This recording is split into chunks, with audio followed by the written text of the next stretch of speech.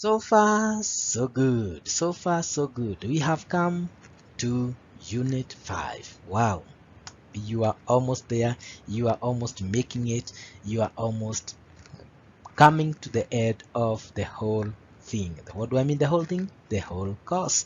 Okay, so Unit 5 is all about etiquette and netiquette. All right, wow, you can hear the two names, etiquette, netiquette. All right. All right, now what is etiquette? What is netiquette? That's what we are going to cover about what etiquette and netiquette is. That's the first thing we get to know, understand why do the same names almost sound the same and what do they mean and what is the difference between the two names. Then on top of that, we are going to uh, know about those points that we need to consider when we are composing an email. Okay, there are things that we must put into considerations when you are sending an email. So what is it that you must put into consideration and you must always have with you when you are sending that email? The third and last thing that we are going to cover in this unit is the good habits that you must adopt when you are writing an email. If you want to continue writing professional emails, emails that will not get you disappointed, then there are habits that you must acquire. Okay, and those habits we are going to discuss with you. So join me and let's get to learn what we have in this unit. Good. What do we mean by etiquette? Okay, so if you look into your dictionary, in this case I refer to the Oxford Dictionary, okay, either online or the physical, it simply says, dictates that etiquette is the customary code of polite behavior in society or among members of a particular profession or group. So what do we mean by that? They are basically not really written. These rules are not really written. It's kind of written, unwritten rules that defines how you relate with other members in the society, okay, or in other members in your profession where you work. Maybe if you are professional, if you are a teacher, if you are a medic, if you are an engineer, there is some things that you need to observe. There is some language that you need to use, okay, and that's what etiquette is all about. All right, for example, saying thank you for some kind act or something good done to you. Sorry if you realize that you have messed up with somebody's work, or maybe you have offended somebody, and so on and so forth. Or maybe saying excuse me if you are interrupting somebody in the middle of his or her business. All right, this is what we mean by etiquette, being able to use those courteous words, okay, depending on the situation. So I've just given you examples of excuse me if you're interrupting somebody, or thank you if maybe somebody has done something good to you, and maybe saying sorry, I'm sorry, maybe because you have messed up or you have said something offensive or something of sort, or maybe pardon me please. All right, if you want somebody to repeat something. All right, these are some of the courteous words that we need to use, and we cannot assume that when you are writing an email, also when you are writing a professional email. Not to say that when you are writing a casual email to your friend, it's not important. It is very, very important. All right, so etiquette, it's just those codes, or call them policies, or that simply determine how you interact with other members of the society, members of your group. Now, on the other hand, we have what we refer to as netiquette.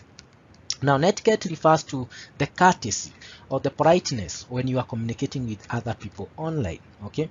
And this is where majority of people don't get it. By the way, there is a course on netiquette, okay? Maybe check out that course on netiquette for you to be able to know how do you communicate with other people online. In this world that we are in, the 21st century, everything is done online. There's so much happening through the internet, the social media, okay, through Facebook, through Twitter, through TikTok, through all those other emails included. Okay, which are those things that you need to do? Which are those words that you need to avoid? Okay, you'll be astonished to realize that there are words that you can use when we are communicating between me and you, okay, in-person communication, and the same words cannot be used when you are communicating online. Okay, because when you turn to online, most of the times that you are talking to somebody that you are not seeing. That person is not there with you in real time. So there are some words that you may use, and these words may be taken out of context, or you might be misquoted. That's the whole point here. So netiquette is very, very important to know. How do you communicate online and you get the recipient gets to get your information as you intended him or her to get your information. Remember, as I keep saying, that etiquette, it's good, netiquette, it's good, all right? But there is a disadvantage here. When you are communicating with a person one-on-one, in-person communication, your communication is supported by your verbal skills, or non-verbal skills, sorry. Okay, maybe how you are face is, the way you are moving your hands, how you're moving your head.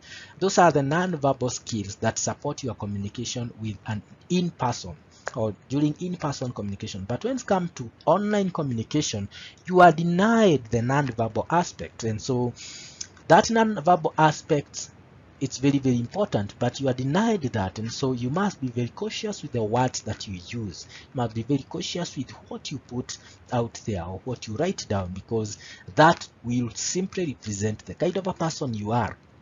And that's why I've just mentioned to you that there are words that you can use during in-person communication, and there are others that you may not be, they may not be acceptable. You may not use them during the online communication. That's why netiquette is very, very important. So my good friend, what is it that you need to put into consideration when you are communicating via email, when you are writing an email to your friend or a professional emails? Now let's look at them.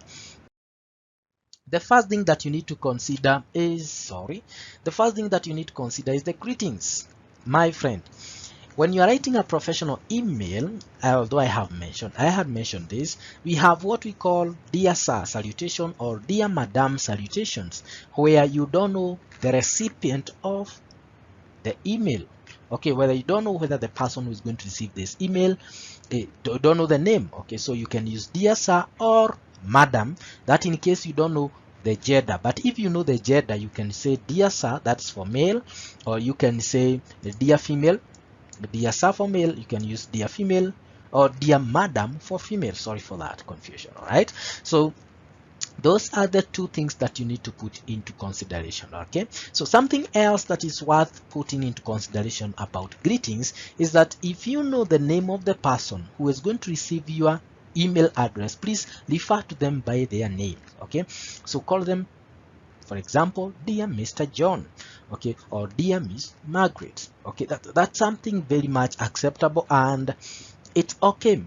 Majority of the people prefer being called by their names. Okay, so rather than just calling them sir or madam, okay, if you know their names, please go ahead and call them by their names. Okay, dear sir John or dear Miss Margaret. Something worth noting, okay, that Miss, and when I talk of Miss in this case, this one here, okay, I hope that one is okay for you. When I talk of Miss, it's a universally acceptable salutation for a lady, married or single. Okay, so well, if you don't know whether this person is married or not married, you can use MS, that's Miss. Okay, in the old days we used to use the MISS. Okay, MISS. Yes, MISS, and that used to be singularly used for unmarried women. But now, in the world that we are in, MS, it's acceptable for all ladies, whether married or single. So you need not to feel bad, or you need not feel to struggle when you don't know whether this person is married or not married, because again, you might attach that Mrs. and this person might not be married. Okay, this person may not want to be referred to that. Maybe this person is a divorcee and she doesn't want to be referred to that. Okay, so it's good that for female, other than having the MRS, just have the MS. That's the Miss. Okay, that one, I hope you get it. Then lastly, if you are writing a casual email, to a friend, maybe, okay, or maybe a colleague that you are very free with, so you can use the casual way, you can talk of hi Ben, hi Arosto, hello Caroline, okay, at the beginning of your email. Remember, when you talk of greetings here, we are talking of what you incorporate at the beginning of your body, okay, where you talk of salutation. So you can talk, if it's a casual email, you can talk of hi Ben, or hi Maureen, or you can talk of hi John, or hello Sebastian, or whichever the way you refer to them or to each other. All right, so I hope that one is okay. Now, something else that is worth mentioning, when you are talking of greetings and you don't know who this email is supposed to, who is supposed to read this email, and maybe this one refers to when you are sending an email to an organization and you don't know the designation, the designation of the person supposed to read this email, that is the recipient, you may use this simple statement, that is, to whom it may concern. Okay, maybe you are writing a general email, and you don't know uh, whose department or who is supposed to read this email, so it's just a general email. You can have that instead of the salutations of dear sir, dear madam, and so on and so forth. You can just have that as to whom it may concern. Okay, let me give you a good example. Assuming that you are writing an email to a company somewhere, informing them that there will be a launch of a product or a launch of a service that the company might be interested in. You get that? You are launching, for example, myself, I'll be launching my book next month. I'm just giving an example here. Okay, I'll be launching my book next month, and in that next month I wish to invite company X. Okay, and in that company X, okay, it will be a holiday. The day that I'll be launching my book, it will be a holiday. It will be on a day off for the staff of that company. So I can write a general email to the staffs of that company and write it to whom it may concern, to that who might be interested to read this email and who might be interested to come into my book launch. All right, so you can have that. Okay, then something else that we cannot fail to take note of is where we have organizations that have the same email for all their departments. We have such kind of organization. Okay, so there are some organization that says that for all emails, direct them to info@xx.com. You understand? info@xx.com. So what do I mean by that? So you maybe want to set this email to the CEO of this company, okay, but the person who opens this email is not the CEO. So at the beginning, at the top most, just before you write your salutations, then you can have that simple statement that attention to the CEO, that this email is intended for the CEO. So whoever will open that email, and maybe he or she is not the CEO, will make the CEO aware that this email is yours, and maybe they are going to forward it to him or her in printing or whichever methodology that the company might be using. So all you have done is to let them know that this email is not for any other person. This email is specifically for the CEO. Maybe if you are not sending to the CEO, assuming that you are sending maybe to the head of marketing, okay, but they are using the same email address, so you can say attention to HOD marketing or head of marketing. Okay, so that is okay. But where you have the email address of the recipient, please use that email address. Some institutions have an email address for the CEO written as ceo@xxx.com. all right, so ceo@abc.com. all right, so that means that's an email address for the CEO in that company called ABC. You understand? I hope you do. All right, so that's about greetings, and it's something that we cannot assume. Okay, now after greetings, the next thing that you need to put into consideration, okay, for your etiquette is the sign off. So when you are signing off those emails of yours, the professional email to be more precise, you must use acceptable words such as cordially, or yours sincerely, with kind regards, and so on and so forth. Okay, so send those emails with, or sign off those email or that email of yours with an acceptable word. Okay, so some people just write an email and at the end there they just say yours blah blah blah and they edit like that. No, so for your professional emails you are advised to try as much as possible, don't do that. Use acceptable words such as cordially, yours sincerely, kind regards, and after that what should come beneath that is your name. Your name should come beneath that. Okay, so if I was the one who was writing an email to so and so, so maybe after that I write yours sincerely, Arrosto Ben. Arrosto Ben is my name and should come underneath the words that I have used there to sign off. Okay, maybe if you have an electronic email, an electronic signature, if you have an electronic signature, then that is also something else that you should capture, should come before you put your name, then should come between the sign off salutation and your name. Between the sign off salutation and your name, you should have your signature at that point. But in many cases you find people don't have that electronic signature, so just go ahead and place your name. So after placing your name, then the next thing you need to input is the designation of other contacts such as your phone numbers, okay, if you find that it might be needed, okay, or maybe another email address that could be having other than the one that you are using or something of the sort. Okay, so that's what should be happening. So remember, after the salutation you should have your name beneath the salutation, then beneath the salutation, that's why you should have the other contacts, or if you don't want to input any other contacts, then you can have the designation. For example, you are head of marketing in a certain company, so maybe just to assume I am Arrosto Ben and I am the head of marketing in the Arrosto Institute, so you can have Arrosto Ben, then below that you have HOD marketing, the Arrosto Institute. All right, something like that, or so and so director, and so on and so forth. I hope that one is clear. Then for those casual emails, remember casual emails refers to those emails that you are writing to your friend.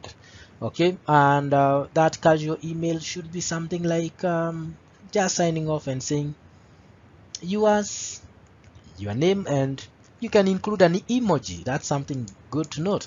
Remember, this is a casual email for you, for your friend, so you can include an emoji if you find it okay.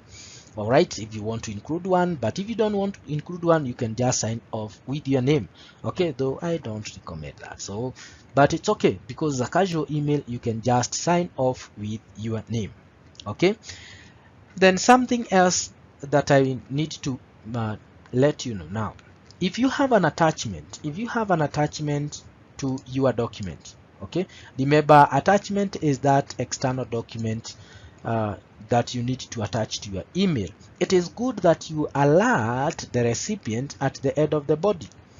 Now, although this statement may seem out of place by having it here where we are talking of signing off, it is not out of place.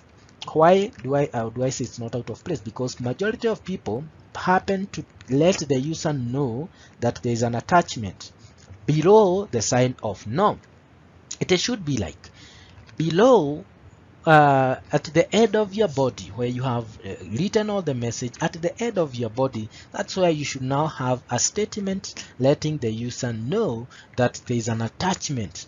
There's an attachment to this email. Okay, because sometimes the user might regard that one as a virus, sometimes the recipient may regard that as a spam.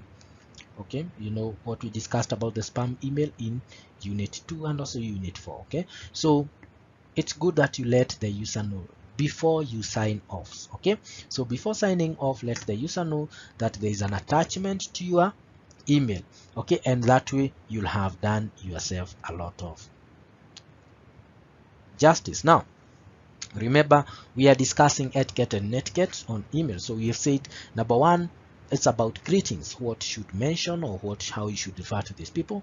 Number 2, we are talking of signing off, how you should sign off. So what is it in number 3? The language. Now, what do we mean by the language? I always tell my students, and I'll tell you this, that be considerate with your language. Okay, be considerate with your language. Now, avoid using words that may be very hard on the recipient. Okay, be considerate with that, and avoid using those words that might be very hard to your recipient. Okay, avoid those words. Remember, the person who is reading this email is also a human being just like you. Okay, is a human being just like you, and because he's a human being just like you, he or she also has got feelings, and they might read something, or they might read a word, or they might read a message or a sentence that you had sent to them, and the sentence might not augur well. Okay, so I want to give you an example. Assuming that you have been invited, you've been invited to launch a book by a friend. Okay, I don't know why so much I have that example of a book. Maybe I'm going to release one soon. I'm just giving an example. So you've been invited by somebody to attend his or her book launch, but by good or bad luck, on the same day you'll be having other engagements that will hinder you from attending the book launch. Okay, so you want to send this email, or you want to reply this email to the sender and let him or her know that you will not be available to attend the book launch. Okay, or maybe something like a product. Assuming that Arostoben has a product, has a new course. This is the product. Okay, and I am inviting you to attend for my book product, or for my course product, I mean course launch, sorry, and you happen to be engaged the same day with other things, or with other things that you cannot forfeit, so you want to reply to that email. So how do you reply to it?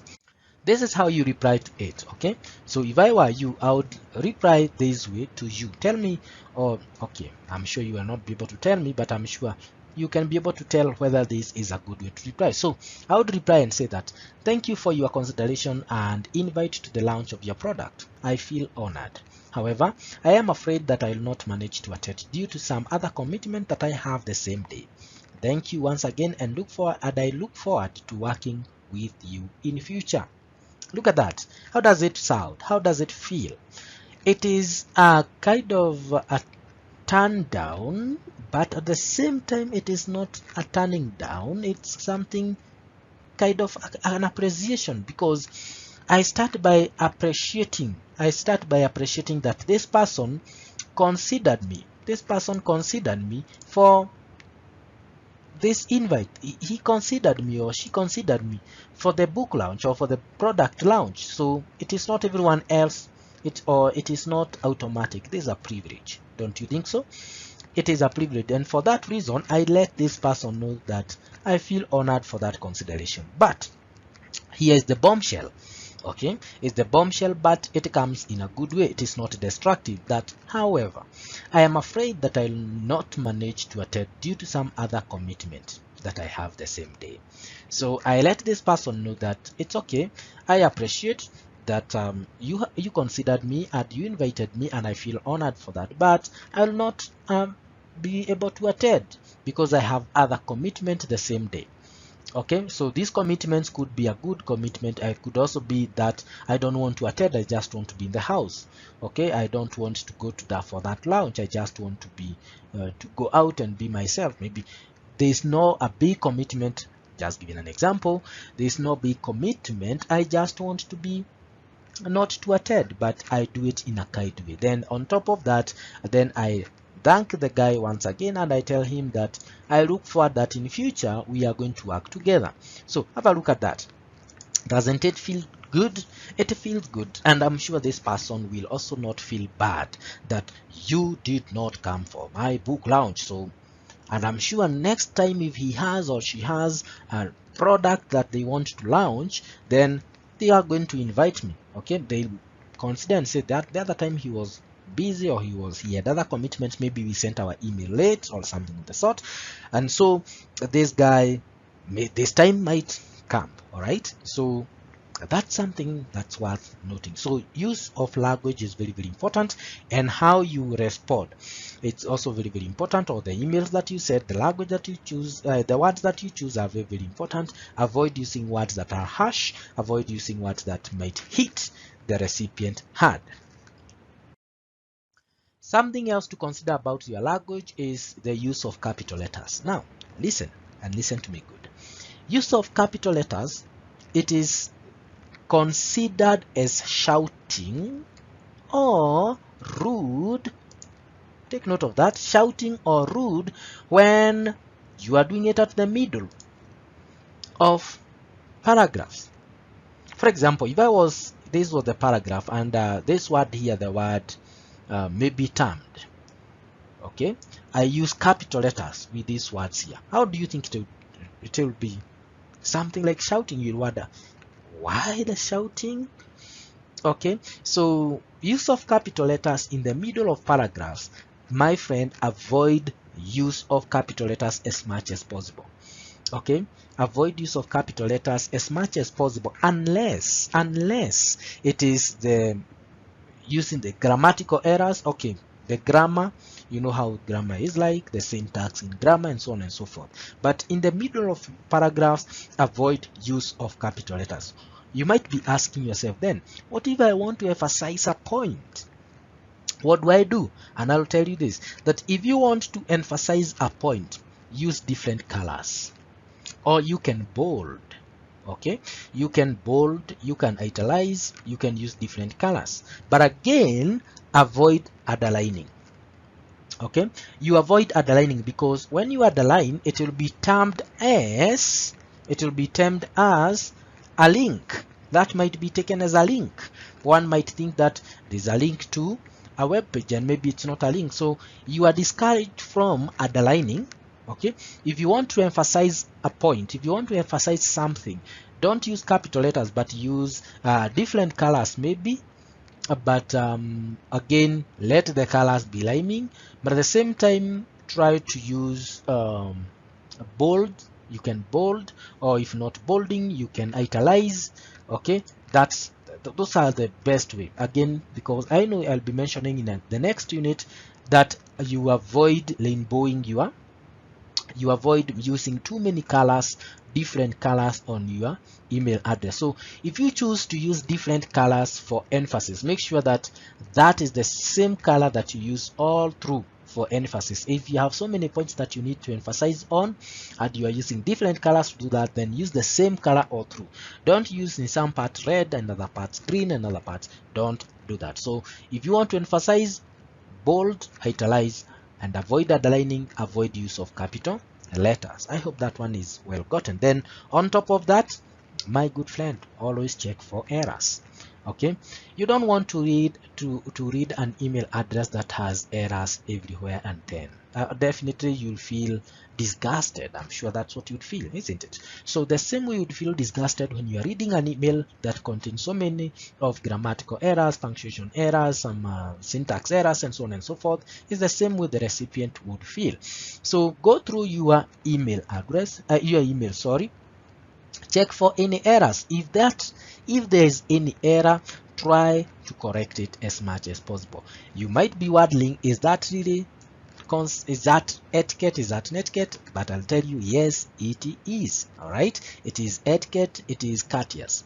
All right, for you to set something that is clean, something that doesn't have errors. And the beauty of it is that we have so many softwares that help us to check for grammar errors, to check for all those other errors that we might have in our emails. Okay, so try to check for errors, and don't assume that you have so good in the language that you are using to write your email that you need not to review and check for errors. Please, my good friend, don't assume. All right, and that's it for etiquette and netiquette, unit 5.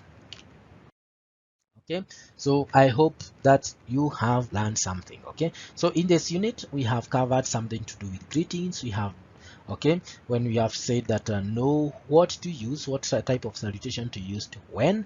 We have also learned about how to sign off, know how to sign off, use of those guide words. Okay, then including your names, don't forget to include your name.